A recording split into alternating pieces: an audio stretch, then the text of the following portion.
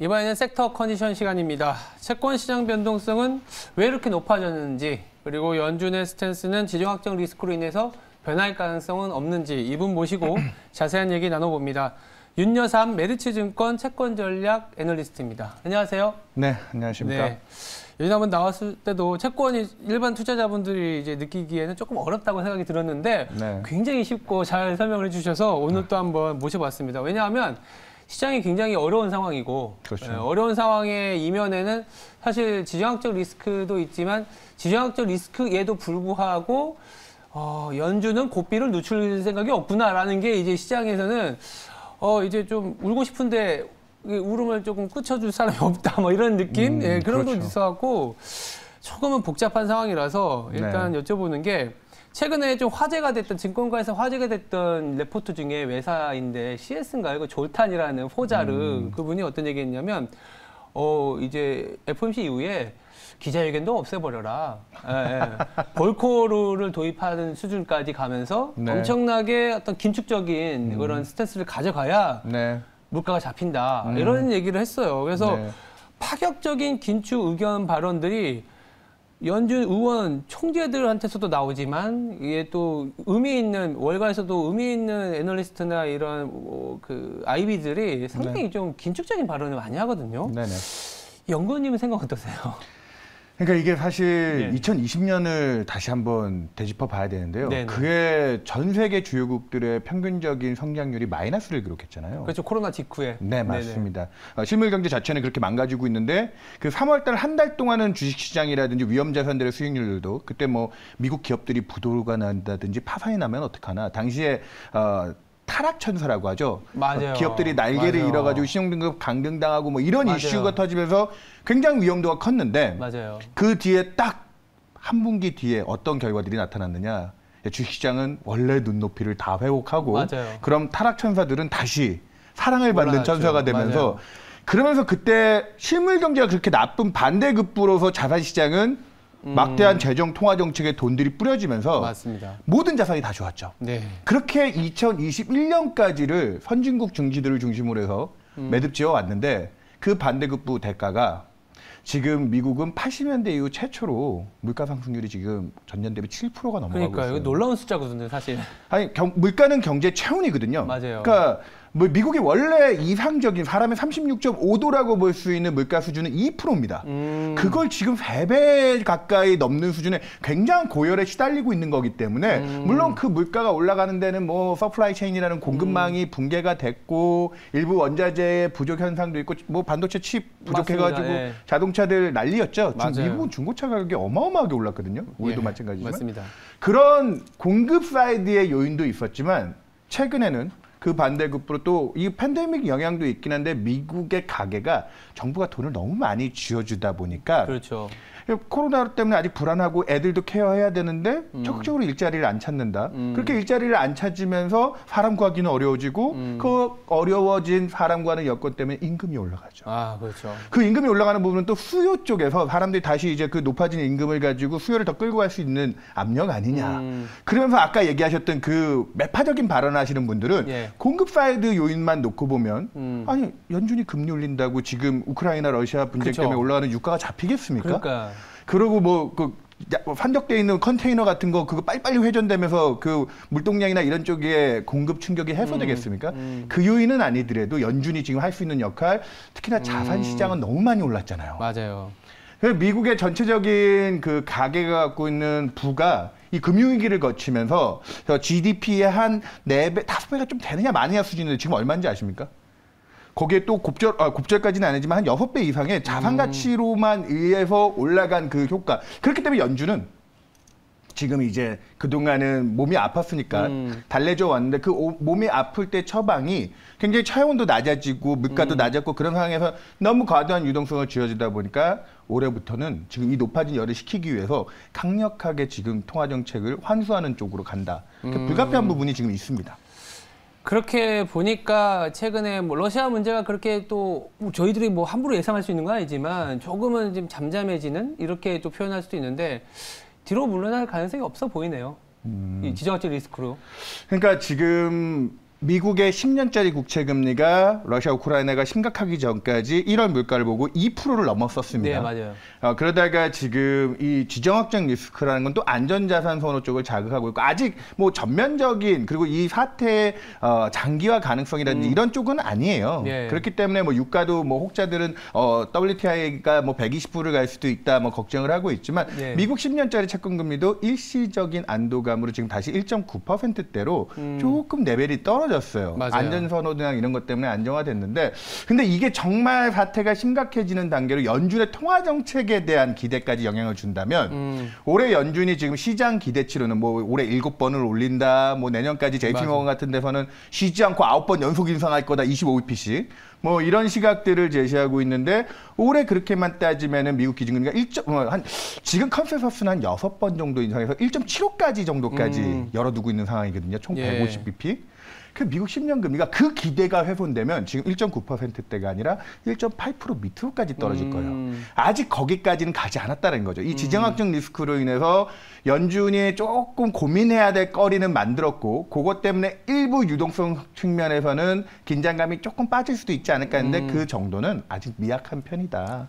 그 궤도는 그렇죠. 바뀌지 않았습니다. 근데 거꾸로 뭐 그렇게까지 미국채 금리가 빠져버리면 장단기 금리 차가 역전돼서 오히려 리세션 리스크가 커질 수 있고 그러면 오히려 뜻하지 않은 물가의 하방함이 더 커질 수 있기 때문에 또 뭐 금리 올리는 것은 또 자연적으로 또 뒤로 밀릴 가능성이 한참 복잡한 상황이긴 했는데 그거는 이제 전쟁 때문에 발생하는 쪽이니까 그렇죠. 지금 주시장 뭐 제가 얼마 전에 다른 또 매경 TV에 다른 그 코너에 나와서 얘기 드렸지만 지정학적 리스크 자체는 과거에도 그랬지만 발생 초기 국면에 한두 주짜리의 민감도는 가져갔지만 예. 2000년 이후에 그렇지만 그 지속성에 대해서는 사실 2014년에도 크리미아 반도를 러시아가 맞아요. 취할 때도 네.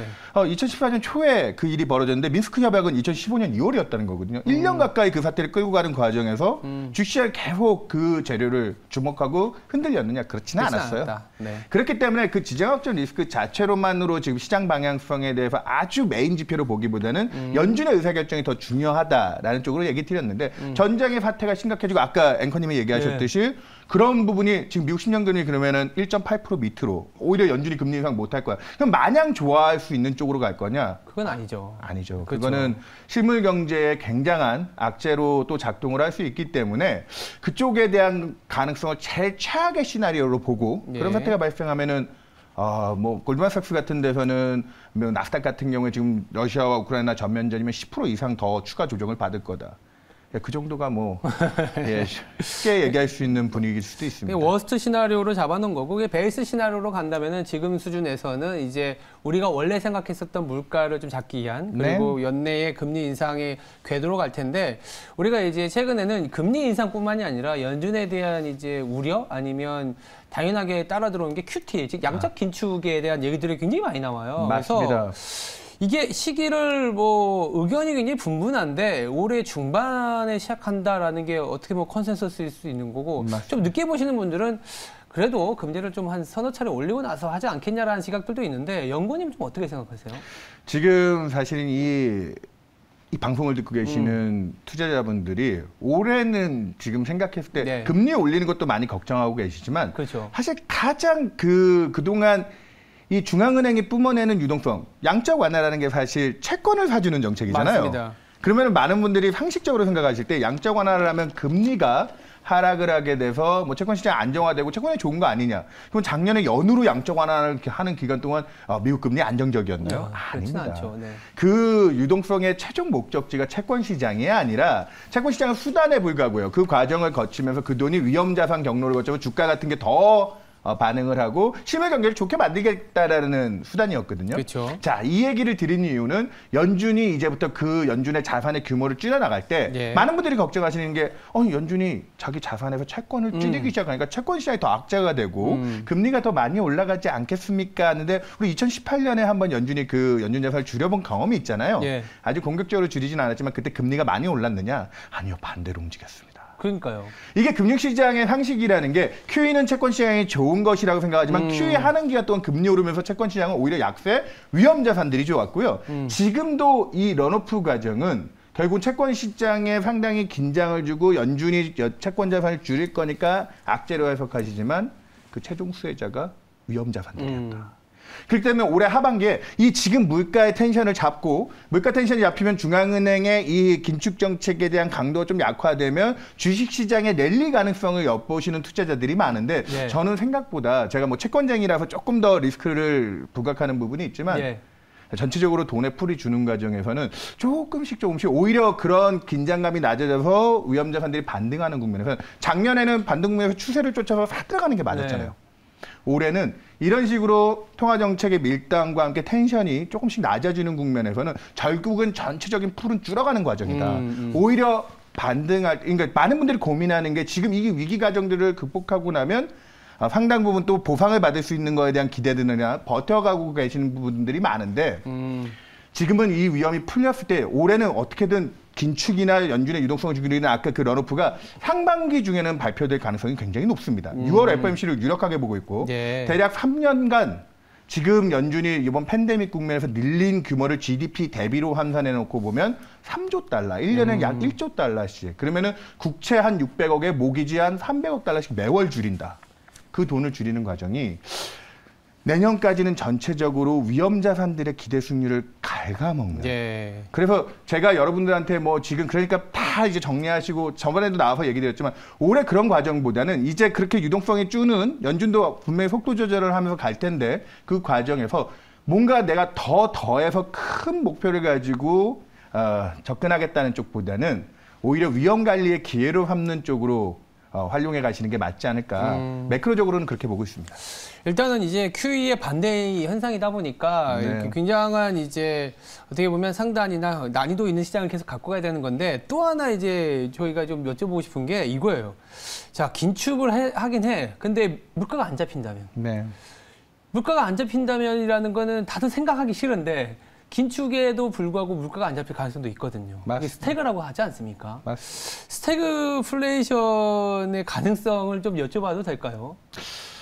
뭐 작년 하반기에도 일시적으로 공급 쪽 요인이 굉장히 많이 문제가 됐을 때 스태그플레이션에 대한 논란이 네. 좀 많았고 했는데 네. 연말에 그 공급 쪽 요인들이 좀 해소될 기미들이 보이면서 그 기대도 빠졌고 올해 그래도 전반적으로 정책의 온기들이 남아있기 때문에 아직도 성장률에 대한 전망치 기대들을 놓고 보면 네. 그 나라들이 평균적으로 해야 될 밥값 성장률이 잠재 성장률보다 대부분 높은 수치들을 예측하고 있어요. 그래서 네.